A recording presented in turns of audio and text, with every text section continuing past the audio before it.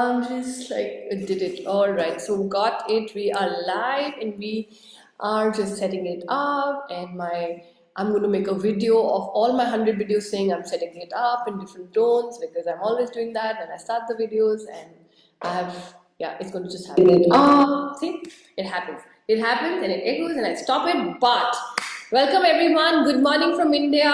I told you I used to sit and do interviews. I can't do sit anymore because I'm so excited I'm reaching the 100th mom. I stand, I bounce, I do things because I want to like do this. I'm just this much away. Lots of things happened when I was taking this journey, and so many amazing things have happened. I've met amazing people, and I'm waiting to meet them and give a tight hug to all of you. Welcome, Veronica, my 97th mom, and I'm so excited because I had a beautiful conversation with you yesterday, and I didn't want to keep going on. I could because I wanted to keep the best conversation here when we do it live, spontaneously, and we introduce you. Welcome, Veronica, to the book, to the 97th number, and I always say this: moms who live their story tell their story the best. I don't read biodatas, I don't read long letters, I just let the mom tell the story. So let's go ahead and listen to Veronica's story, all about you, whatever your journey has been. And you as a mom, I will ask you as a mom, the next question, but let's talk about your journey till here. First and foremost, I can't thank you enough, and I'm so humbled and grateful, and I can't even begin to express my gratitude and my appreciation and my admiration, to you and to what you do. It's just it's mind-blowing. And listen, to commit to something and stick through it all the way, kudos to you. Like that takes a strong woman. So you know what, congratulations to you. That's all I can say. And I'm Veronica Natia, confidence and business coach. I am a single mother of two legends. I hold a COO position in Hudson International Freight Forwarding. I run my own seven-figure coaching business. And what I do nowadays mostly is I raise legends. I'm known for being the queen of legends, and I raise others to fulfill their mission, but most of all, live their purpose. And that's how I get to live my purpose. That's it. That's who I am, No, I should say that's what I am, right? That's what you are. What's been your journey till here, Veronica? How's been your journey? Because we're celebrating, yes, our successes. We're celebrating what we've achieved, as we also know the journey till here, because that's the inspiring. All these moms are coming together to tell a story to inspire, and we're going to listen to your story to inspire, and then you being a mom, and then we're going to talk about it. So we are going to take it from there. How's it been the journey till here? And you've achieved quite a bit. It's been a long journey, and it's been a journey. So let's talk about that, Veronica, and the journey till here. And like I always love to start from the present and go to the past. Reason being is sharing my story and showing others what's possible. That's how I, really like to do it this way. So my genuine journey, genuine journey started back a little bit over a decade ago. Where I found myself standing in line at the local grocery store with, back at the time, my 2-year-old son, only to realize that I did not even have $20 in my wallet to pay for the groceries I had in the cart. And at that time, I was homeless. My son and I were living in the streets of Toronto. And it was that moment, that one single moment where we left the grocery store. And imagine a 2-year-old kid holding my hand so tight and looking up to me and saying, "Mama, are we gonna be okay?" And in that moment, I looked up in the sky, and then I looked back in his eyes, and I said to him, "You know what? No, we're gonna be more than just okay." And that was that moment where I changed everything and anything in my then life at that stage, and started the journey to unbecoming who I was at that point and becoming who I was authentically born to be. That took a lot of courage, a lot of determination. a lot of fear, a lot of hard decision in terms of detaching myself from people who meant the most to me, which my family, my immediate family. Going even, when you think you're down here and like you can go even more down than that, when you think you're at rock bottom, I went even more rock bottom. Literally, if it was, within me or in the outside world, just to be able to build myself up. And this was the beginning of my journey.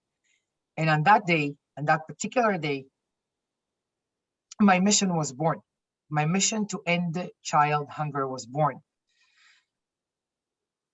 I promised to my son that I'm going to get myself up there. I didn't know where up there was at that time, but somewhere up there, better than where I was. And that no mother should ever have to struggle to feed her child, and no child should ever be hungry. And I have to tell you that, thank God, and thank we're talking about moms, so it's all thanks to my son that gave me the strength and gave me the inspiration and the motivation. And my biggest supporter, my number one fan and my biggest supporter, to be able to do that and then go back and really fulfill my mission to support a lot of charities back home. I'm originally from Israel, to help feed children. And that's my story. And you had to be in this book because the story starts from I mean, all of our stories start when we are born, but then a part of our story starts when we are born again, and then we are born again sometimes when our children are born, and then it starts from there, and then your story starts from there. And it's amazing that when we're moms, we feel that children, like, we are there for our children, and our children are to be saved because of us. But sometimes they save us. They come in our lives to save us. And we had some incredible stories, just like 3-4 stories back, 2-3 stories came up. When the child came, is the time they could rise. When the child was there, is the time, it was the time to rise. And yes, it's the strength of the mom that allows you to rise, but it's the child who brings it on to us to say, I'm with you, and let's do this together. And then we do it together with them and for them. And then I always say, we climb the peak with them, they follow us, and then we give our shoulders and we say, fly from here. And that's why all mothers need to climb that peak and not stay there, because they don't know how to climb unless they see the peak, they see the vision, they see the view, and then we give them the flight just from our shoulders and say, we did it, now from here it's all yours. So beautiful. I mean, it was just taking into my heart, that whole scene you were talking about. And yes, no child should go hungry. And when your own child says what he says about hunger, it's just another level of going down, and then you say, we'll rise from there. So beautiful, Veronica. And your journey as a mom, many moms are listening to this. We are all tuned in, and you're an inspiration. You inspire confidence, you inspire so many people to live a better life. What do you want to tell mothers? Because mothers beat themselves the maximum when they become moms. We beat ourselves a lot. And what's there? Like, what you meet a lot of mothers, and what is it that you find to uplift them? And I'm just reading the comments because a lot of people are joining in. Yes, sorry. To be, and I'm super honest. Like, whoever knows me, they know I'm open, raw, honest. As authentic as it gets. You want that? In that particular, stage in my life, right, of my life, when my, that's how I refer to it, when my journey begun. I was raised at a home in which I had absolutely everything, whether it was on the emotional, financial, state, absolutely everything. But my mom, God bless her, may she live until 120, always used to put me down. Always, still does. I'm 43 years old. She still does. I was never good enough for her. Never. Everything that I did was never good enough for her. I was never pretty enough. I was never smart enough. I was never enough, period. And she used to judge me for absolutely everything. And I remember those moments where she would tell me one good word or one cheerful, something to cheer me up. It was like almost, I had to pinch myself to believe that it was happening, only to realize that she never even really meant that. She never even really meant that. It was like, okay, you know, and I had so much resentment towards her in the sense that I lived my life up to that stage based on the script that she wrote for me, based on, the script that society wrote for me. And I was just not me. I was the unhappiest person, although I was super successful at the time. Right. But the success was defined by other people, not by me. As Right. successful as I was, just as miserable as I was. And the reality was that in that, period of time, I promised myself that, you know what? I am going to be exactly the opposite of my mom. And when I tell you freedom, freedom, my kids both, I have a 9-year-old daughter now, total freedom. Be who you are. And the reality is that we as parents, as mothers especially, because we were raised to live our lives due to meet certain standards or to live by certain scripts, which those scripts or those standards are not ours. They're not who we are. Great, my mom wanted me to be a doctor. Well, I'm sorry, I don't have the brain for that. I can't. Forcing somebody to be something that they are not, as much as you want it as a mother, because as mothers, what do we want? We want the best for our kids. But the way we define the best is not necessarily the best for them. And the problem is that so many conflicts, and I see that especially, my son is almost 14. I see it with a lot of moms that I work that they have teenage kids. This is when it hits. This is when everything hits. That constant conflict. Oh, you don't understand me. I don't understand you. And it's arguments and go to the room and slam the door. All we need to do is really and truly detach ourselves. And listen, it sounds really hard and complicated, but it's so simple. It's so much simpler than fighting and arguing and trying to explain things to somebody that they cannot understand in the way you're explaining to them. Right. It's like teaching, my daughter has a learning disability. So great, one teacher teaches her in a certain way and she doesn't understand it, but the other one will teach her in a different approach and she gets it all. So don't expect from your children to understand what you want or understand what you even mean when they can't. They're not equipped for it yet. Yeah. And the reality is avoid those conflicts, avoid them. And the best way to do it is detach yourself for a second from from being a mother and from that, protective or I want the best for my children. Meet your children where they are. You've been there. You've been 14. You know how you felt. Ask yourself, how do you wish that your own mother or your own father spoke to you when you were 14? What kind of support did you need back then that you did not get? And every single one of us was missing something in a certain period of our lives. Put yourself in their position and ask yourself, what is it that I needed? Yeah. Meet them at their level. When you speak to a toddler, normally if you stand tall and they're like, you go like this, they feel threatened. Human instinct, they'll protect themselves. You go down to their level, you look them in the eye. This is when they feel, oh my God, I'm safe now. I can open up. And that's the best, this is what I practice with my kids. and I give them freedom to, they can use bad words as much as they want, as long as they do it at home, and respectfully, not, God forbid, to offend anybody outside the house. They know they can come to me, like I always tell them, if you lie to me, I'm going to get you even into more trouble. If you tell me the truth, I'm going to listen to you. We're going to figure out what happened and we're going to work through it together.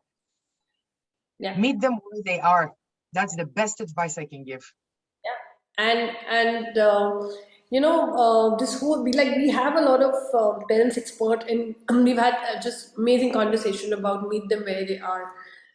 But and just to take this ahead, I mean, I've had a beautiful father in spite of not having a mother. My father always met me. I think today also he meets me where I am. Because when I go to him and I'm complaining about something, he still meets me.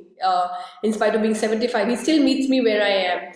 And I was a big rebel myself, and big joint family. And in India there's joint families. So I had three fathers because there are three families, and all three of them are all seven kids or everybody's kids in that joint family. That's how the families work. And I'm blessed that I'm raised in that. That's why I can hold 100 moms, because I know how to hold a lot of people in my heart. And all of them are people who've loved me. And when my mom was taken away, but I see that, and I meet people. I try to meet my kids where they are, and I've done some insane stuff. And what you just said, that don't lie to me, and come on and I will solve it. And my father always told me a beautiful story that I must share, and if people can use that story. And that gave me a lot of values, and it gave me always a teacher inside. He gave me a teacher inside of me with that story. That whenever I was about to fall, I took a U-turn. I went till the corner because I'm a very curious cat to a lot of situations, and I always took a U-turn because I was like, if I take the next step, I'm gone. And the story was that he told me that I was, I think, all of 10 or 11. He just told me that your life is like, you like a cliff. If you see a cliff, and you're standing at that cliff, and one side is fire, other side is thorns. Somewhere is there waves. There's a deep this thing. You do whatever. And because we were in Indian society, and I was the girl who was being supported in a big seven, like only girl who was being pushed, go ahead, do whatever, whatever, whatever, and other girls were still not expanding. So he told me that you can do anything in these boundaries which are there. And if you fall, either you fall. So I was like, what is he talking about? If you fall, and there'll be fire, there'll be thorns, there will everything. All that was okay. I was like, yeah, Dad, it's not so dramatic. You're being very dramatic. But he told me something very special. And at that time he said, if you fall, my hand will be there to get you back. I will always give you my hand to get you back, whether it's fire, whether it's thorns, whether it's this deep sea, whether it's a dark place that you've fallen in. Know that my hand will always get you back, but the scars are yours forever. You will have to deal with it forever. I can only heal it, but they're going to be with you, and you will have to live with it, and I will live with it with you. I don't care about the society, I don't care about what the world thinks.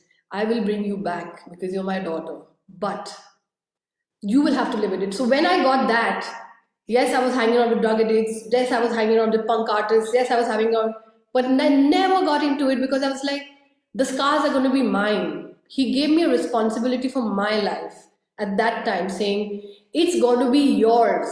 And he made me very clear that now you're not anymore a baby, that I can't do anything. Whatever will come on your skin, on your life, in your mind, is going to be your experiences that you chose. But I'm always there. So I never feared when I came back. I was like, Dad, I did this, and Dad, I did that. And he was like, it's all right. He always stood there, and everybody told him that you're going out of control with this girl. This girl is going to just go out of control, and look at you not giving, and because she doesn't have a mother, she's going to think even more people are going to think that, what are you doing? She's always flying. And my father just loves seeing me fly. But he always feared. And today when I became a parent, I know, I was like, how did you do it so calmly sitting? Yeah, go fall, I'll get you back. Go fall. I can't do it. Can't do it. It's very tough. I tried doing it with my children, but I still try to catch them and tell them. And so what you just said resonated with me, that meet them where they are, give them the teacher, and then they will do what they have to. They will. Like, my father's never told me that you're insane, but the whole world has. But because my father never told me, and I knew he'll get me back. Even today, I'm like a daddy's girl to say that. So that's the message when you were giving is absolutely amazing. You allow your children to grow and let them fall, bring them back, but let them know that they will deal with the scars because the hurt and pain will be on them and they will have to deal with it and come out of it. So it just reminded me, it's a very old story, and your story reminded me of that. So I just thought it's a nice place to share it. From there on, Veronica, you've taken on coaching. You've been called the number one coach in 2021. Why coaching? Why? What inspires you to be a coach? The truth is that my background, right, is in the corporate world Yeah. and mostly executive coaching, building company cultures for Fortune 500 companies. And I have to tell you, everybody, well, not everybody, but 99.9% of who I know, they always have, negative things to say about the corporate world and their 9 to 5 job. And I love the corporate world. I mean, this is where I thrive. This is where I feel my core is. I love it. Yet I had a mission to fulfill, and child hunger. And the corporate world is an amazing platform to use, um, to be able to fulfill that mission. But it's not just that. It's not just, really donating the funds or it's deeper. And the reality is that, I wanted to work with mothers. I wanted to work with mothers. That's what I wanted to do. I wanted to help mothers. So what better way than becoming a life coach, right? Because I could become a counselor, but life coaching. And again, it was already in my core, right? Doing the executive coaching, corporate coaching, it was already in my core. I'm like, okay, I'm going to take it next level. And I decided to join the Jay Shetty certification school, which what a journey in its own. And now I'm honored to work with Jay Shetty directly and mentor some of his programs, which is really, he has his mission to transform 1 billion lives. And his mission inspired me, and that's what I joined to begin with. Transform 1 billion lives. Okay, that's the way. And that's a movement to join to fulfill my mission, to be able not only to do it on a financial level, but also on a spiritual level. And that's why I decided to pursue coaching. It's beautiful, and the ease with which you step into everything, it's just beautiful to see that, Veronica. I just see that everything looks tough. It seems the journey has been tough, whatever little I've known of you, but I love the way with ease that you embrace life and you just move forward, and it's just a matter of I just did it because I just did it because it's like that, and that's the inspiration. And this whole movement started with the self-portrait, the image part that we, and I was just finishing the workshop. I've been on a workshop, fourth day of my workshop of self-portrait. And I see magic. Like when we start with these limiting beliefs around how we show up, how we look, what's happening, lots of stuff that comes up. And we realize in 3 days that, my God, we're just walking very heavy. And we're walking that if we're not this way, we won't, we can't show up in life, we can't shine. And there's so many limiting beliefs. Um, what's your journey around the camera? What do you feel that, like with your children, do you take a lot of pictures with your kids? What's been the journey? Are you more like, because moms are missing, and I feel that a picture can get you back. It can bring you back. And I missed it when I don't have a single picture with my mom hugging me. So when I became a mom, I was like, so I have had many mothers mothering me, but I don't have that mother who birthed me, a picture with her holding me and saying that I love you. And when you don't have that and you become a mom, this is a big miss, there's a big gap. You suddenly feel the hole, that how do you do that? And pictures can bring you back. If I had any And when mothers decide to totally say, no, I don't want the picture, no, I don't look nice, how dare you put my picture in the social media like this? Like, we dare not put our mothers' pictures in social media when they're oiled. Like, right now, I'm literally in little oily hair doing a live. But we dare not, like, children, if they put it, especially teenagers, sometimes they make funny pictures of their mothers and just go put it in the family groups. And there's a lot of lecture, and we catch ourselves talking to our husbands and in the front of mirror, and they just copy us all the time. The ripple effect is too much. My child, my 2-year-old, I said 3 times to him, I'm tired. He has started telling me I'm tired every 2 minutes. He walks. Every 2 minutes he walks, he says, I'm tired, ma. I'm like, you're not tired, you just woke up. How are you tired? But right now, I don't realize that he's absorbing. So if he can copy that I'm tired, and when I was like somebody was unwell and he said I'm sick, so they're like, they're catching us. And when we say we have dark circles, I say it sometimes, I still am working on it. We say that we become fat. We say my hair is not okay. Don't take my picture because my hair is not okay. Don't take this because I'm not okay. How can you put my picture? Do you realize that people have a reputation out there? And then I had a mom who said my children started putting concealers under their eye when they went to Zoom class online. And when I asked him, what are you doing? He was a boy, and he's like, what are you doing putting concealer under your eye? He's like, Mom, you're not the only one with dark circles. I also have it. So I can't go to Zoom because he saw his mom all the time going with concealers and makeup in Zoom. So that's what was coming, and I have taught children photography as well. And I purposely do that. I said, go take a self portrait. And this was 7-year-olds or 8-year-olds I was teaching online photography. And he said, nah, he was a brilliant photographer. So I said, why not? Because others were making faces and taking the pictures. Like, why not? He's like, I don't like pictures. So I was like, So I wanted to figure out and catch where is this coming from. So I said, all right, your mom is there. Go and take a picture of your mom. This is portrait assignment. He's like, nah, she doesn't like pictures. She's going to really scold me if I go to take a picture right now.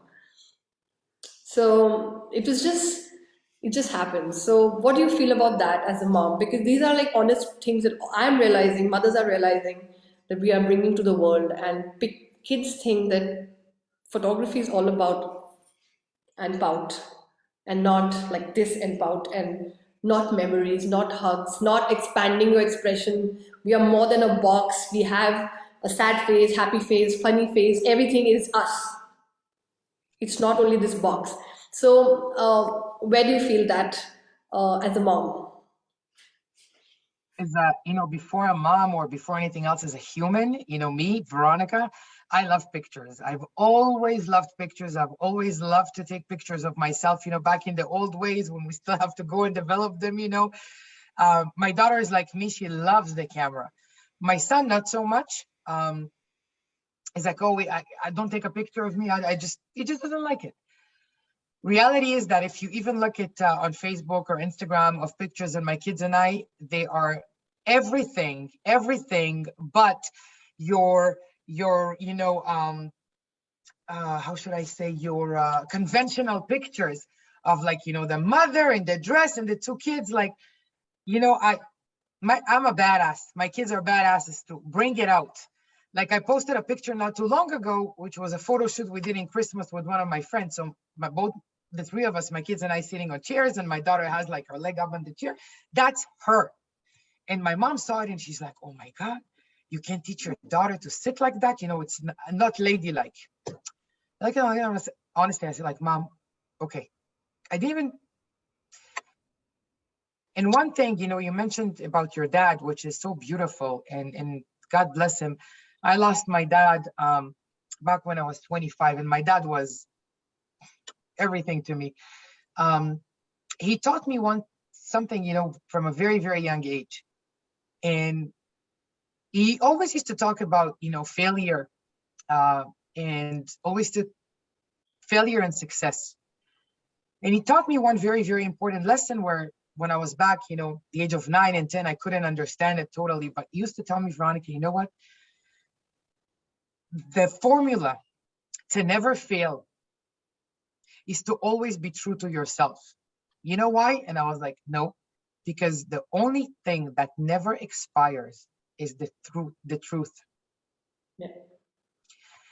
And every time that I felt a little bit of lack of confidence, whether it's speaking in front of an audience, whether it's going on camera, whatever it is, you know, because we think, oh, people are going to judge me. What are they going to say?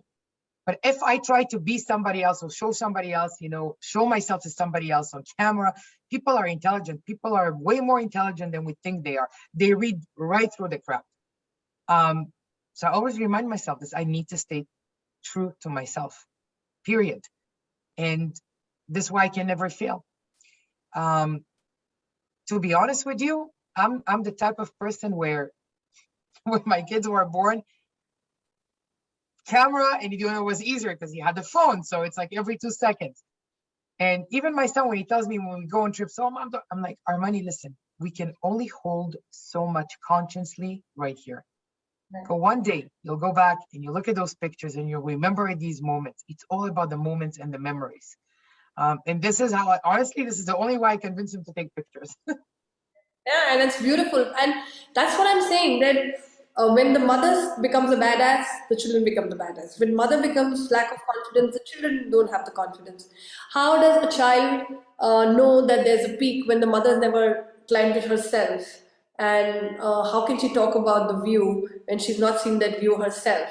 And that's why the children will have to catch us, sometimes ride us, and see us climb, so that we can show them the view, we can show them the world, and all of, and again, coming back to my dad, my brother was already 14, 15, and he had developed his personality, because we develop our personality when we are whatever age we are, by then. And I was 8, and one of the psychologist friends has said, listen, that boy has already created a lot in his head. He is going to move forward with a lot of this for a very long time.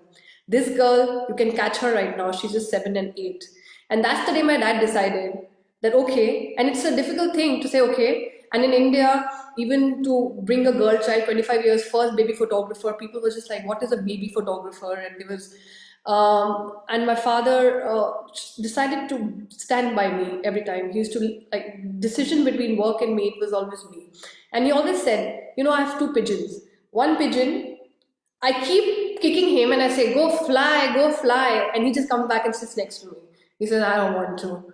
And this girl is another pigeon of mine that just say, come back, come back. And she doesn't want to sit with me. She just doesn't want to sit with me. She just keeps flying all the time and says hi from very far. But I have my 2 pigeons. He always calls us his 2 pigeons. And the same parent can change, and at the different point in time, when we climb and we didn't, we see the difference in children. And I'm not saying I'm better off than him, but I am embracing unpredictable situations much more. My teacher guides me much more, and I'm not scared. And I also keep telling him, go off, push, push. And he says, I'm okay sitting here. It's all right. So it happens to the same parent with 2 children. And if we don't climb, they won't. They won't. Your father, again, like what a great human. But this, it reminds me so much of like I said, my parenting approach. It's a very conscious choice that I made that is going to be very different, than my mom was. The way I see my relationship with both my children is or the way I see any relationship, it's all about partnership. My children are my partners. They see me when I'm at my worst. They see me go through the process. They see me in my best. If they see me crying, I'm not going to pretend everything is fine. I sit there. And again, you know what? Even when my son was 5, like, you can always, they feel everything. So people would ask me, like, how can you talk, with your son about business, about your work or whatever it is when he's 5? Of course you can. You use their language the way they would understand. And you know what? A partnership is, like I always say, look, it's not you and your partner against each other. It's you and your partner against the problem. All right, This is where, again, that partnership, in any relationship, whether it's a mother and a child, a husband and a wife, parents, whatever it is, it's that understanding that, it's a partnership. It's not you and I against each other. It's you and I against the problem. Let's see how we're going to work it out. And the beautiful part is that when your children see you, you know, my kids call me, super mom. Okay, but there's a reason. It's not because I, have that facade where, hey, I'm gonna do everything. Like I'm capable of everything. They believe I'm capable of everything, and that's what makes me be capable of everything. But the reality is you can never grow truly and understand genuinely if you don't witness the process. And I let them witness the process. Obviously to, in their language, meet them where they are. And I think that this is what your father did as well, is just so, so much to learn, so amazing. Like I said, freedom. Be who you are born to be. I can give you my advice, I can give you my experience, I can show you. Take it, mold it into who you are. I'm not here to mold you. I gave you life, I'm here to guide you. The reality is that it ends up being exactly the other way around, because our children are our guides. And you know what? It's out. My kids are my partners, period. I don't see it as a mother and a child. They're my partners for everything. It's beautiful. And what you just said was quite an aha moment for me when you said it's your partner and your partner against a problem, and it's not your partner against your partner. And that solves quite a bit of problems of all sorts. Just that one sentence, Veronica, because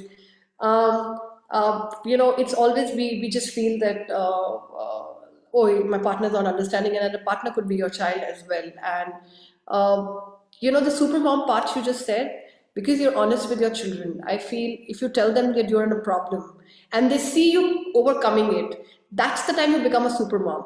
But when we just keep saying we're super mom and we never share our problems, we never say we have a problem, what happens is they don't even know that you went through anything, and they don't even know that you climbed any peaks to come out of it. So there's no contrast of what happened and where she was. And I've had an Air Force officer, and I brought in, she was the first batch of Air Force officer of this country, and I brought her son in as a guest. And he said, I never say it enough, but she is a superstar, and I saw her struggling. I saw her going through what she was going through. It was so tough for her, but I saw her solving it. I saw her showing up. I saw her coming up. And they see it, they can see it. But when we hide it, it can keep showing on our face, it can keep showing by absence of being in the pictures, but they never know that there's a problem, and it's too late when they grow up to figure out that how to combat it. So when we walk like partners, it's a beautiful message. When we walk like partners, to our partners we tell them it's tough today, it's hard today, and but tomorrow is going to be better, and I'll do this way, this is how I did it. These are all formulas being given to them. That's it. Like, we give the formulas to them. And I told my son recently, I'm a believer of light. I feel light heals you. I'm a photographer also, but I feel sunlight heals you. And sunlight, we are meant to be in sunlight. And that's why I was telling the workshop today that when we are upset, we generally go towards sitting in a dark room naturally. But if we just move towards the sunlight, the healing process is going to be much faster. You're going to feel it. You're going to feel it all shedding off and being filled again with that empty cup that's just happened. So I generally go towards the sunlight, even if it's middle of the afternoon. I move to the sunlight and not to the dark room, because dark room will make me go even, I'll take longer to come out of it. But in the sunlight, I'm like, look. So I told my son, my 8-year-old, and I told him when the sunrise happens, and he's like with his eyes shut, I said, okay, tell the sun that take just burn all my negative thoughts that were there in my head. Just burn it out. And he does this cute thing. He just picks it with his eyes shut and he'll say, burn, burn, burn, and he'll do that. And then I'll say, give me the light that you have. Give me the light that you have. And just convert everything into light. And then he just keeps doing this. So now I told him 2-3 times this. I see him.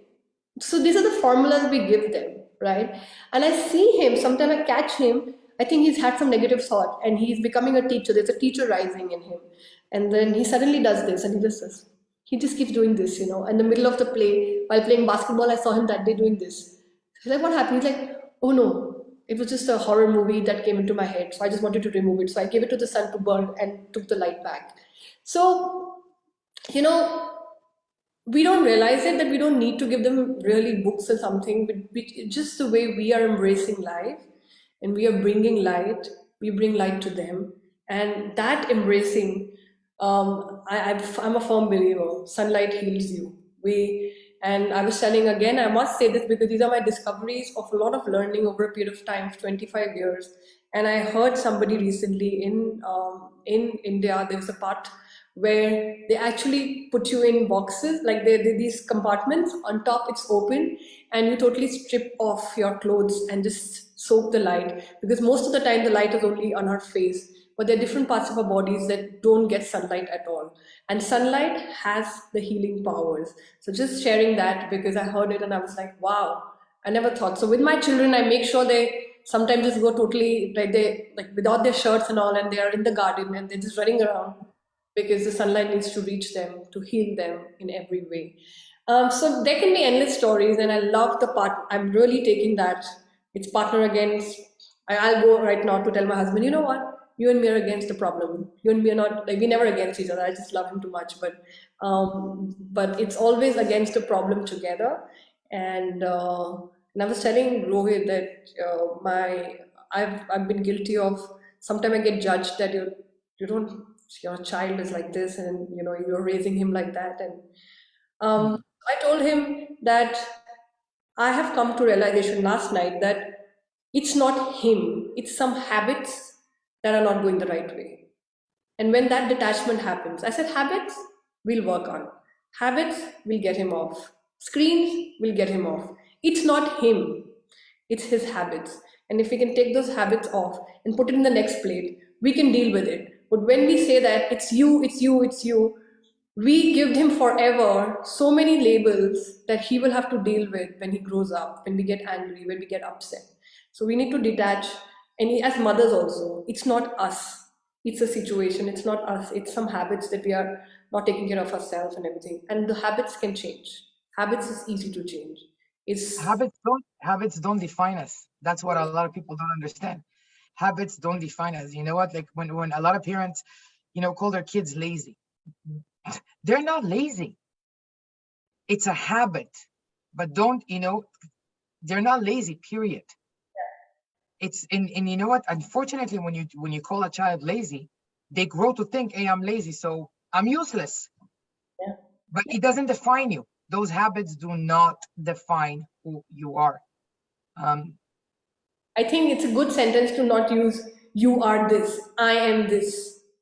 And I think maybe you can give us a better sentence, being a coach, that what is it that we can give to mothers here, that rather than saying you are like this, you are like that, or I'm like this and I'm like that, what should we give them so that they can use that instead of for me, the easiest thing is I ask them instead of telling, I ask. It's all about the way you present the question. Sometimes when you're telling, again, the other side, whether it's your child or partner, they feel you're attacking them. Human instinct, protect yourself. But when you ask, when you're curious, I've learned a very valuable lesson from one of my mentors, which was, always be curious. The more curious you are, the more questions you ask, the deeper you'll go. And that's what I do with my kid. I don't come, oh, my son's name is Armani. I'm like, I'm not Armani, you're like that. I ask him, what makes you do that? What do you feel? What's going on inside you? And sometimes he will tell me, Mom, I don't feel like talking about it right now. Okay, buddy, whenever you're ready, you know where to find me. I don't even force him to talk because I'm going to irritate him, agitate him even more. So really, it's all about the way you present it. Instead of telling, remember, asking. That's it. and to put it to perspective to mothers, we can ask ourselves why we feel the way we feel and why we can't do so many things that we say we can't do. And anyway, you're a beautiful soul, Veronica, and I can talk to you and learn so much from you. And this book will amplify all of your messages, I promise. That's my promise. Like, I can see this book amplifying each of your messages. 100 messages, everybody has some 1 million, 1 billion lives to be saved. So imagine how many lives we'll save if only 100 of us work with each other and make sure our dreams come true. Only 100. And these 100 moms We'll go to the veterans I was talking about yesterday. We will talk to veterans. I've announced it and I'm already working on it. We will run for moms. We will get the homeless mothers support to the homeless moms. We will do a lot of these things because when moms decided, it'll all happen. It just will happen. And welcome to being part of this beautiful set of 100 moms, 100 shades that have come together. And we're all from across the world. And I was marking them on the map and I'm like, wow, we've covered it all. We're from everywhere and we do everything. Veronica, welcome to the book. And it's an honor to have you. It's an honor to learn from you. It's an honor to learn from each mother as well. I have learned from each, like every time I shut the interview, I'm like, okay, I've got one more chapter added to my life. And I must say, 100 chapters being added to my life, it's a lot of wealth that I'm collecting with all you moms. All right, so I've gone off the camera, but because I was having a workshop, the camera says enough. I'm going to come on like this with the regular camera now. And we Amazing. everything. But I want to ask you, what's your dream, Veronica? Because the book is called 100 Self Portraits, 100 Dreams, and we all are going to make this dream possible. And I'm saying we because it's going to be we. We're going to make this dream possible. What's Veronica's dream? My dream is that all the countries in the world, all the leaders of the world, will come up with a law, write a law in the constitutions that every single person born on this planet is obligated to live up to their authentic self and be who they were born to be. Yeah, I mean, and it'll happen, and it'll happen because when you decide, when a mom decides, when a person decides, 14 Peaks. I don't know who's watched it. I'm just blown away with that film. I keep talking about that film. That man who did 14 Peaks in one season. The record he broke was of 16 years. It's been done in 16 years, which he did in one season. And I must tell everybody, if anybody wants to get inspired and know what all can be done by one human mind, 14 Peaks is a movie that everybody should watch. It's a movie that everybody should watch. So thank you for showing us these peaks and showing many, many women the peaks and climbing it with them and shouldering and saying that you can do it and you've done it to so many people. And I'm sure you're going to do it to 1 billion lives, a million lives, a billion lives, whatever you said. It's going to happen. We are going to join you in amplifying this. That's what this book is. We will amplify this message out, and I'm going to be meeting you as well because that's my next 6 months, 7 months. Give it to me. If he can climb 14 peaks in 6 months and with the record of 16 years, you 100 moms can be here. I'll make it happen. 100%.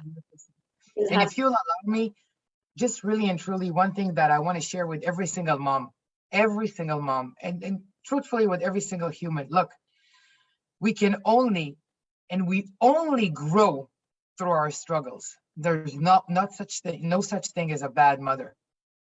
We all do the best that we can do at a given time based on the knowledge we have, the tools that we have. We all do the best that we can do. And as much as we all like to show, on social media, all those exaggerated successes or looks or whatever it is, showing your struggles, being vulnerable, this is what makes you strong. This is what makes you resilient. And like you said, you know what, Veronica, you have that ease about you because it's all about growing from the struggles and not being afraid of them because they will come. We cannot fight them.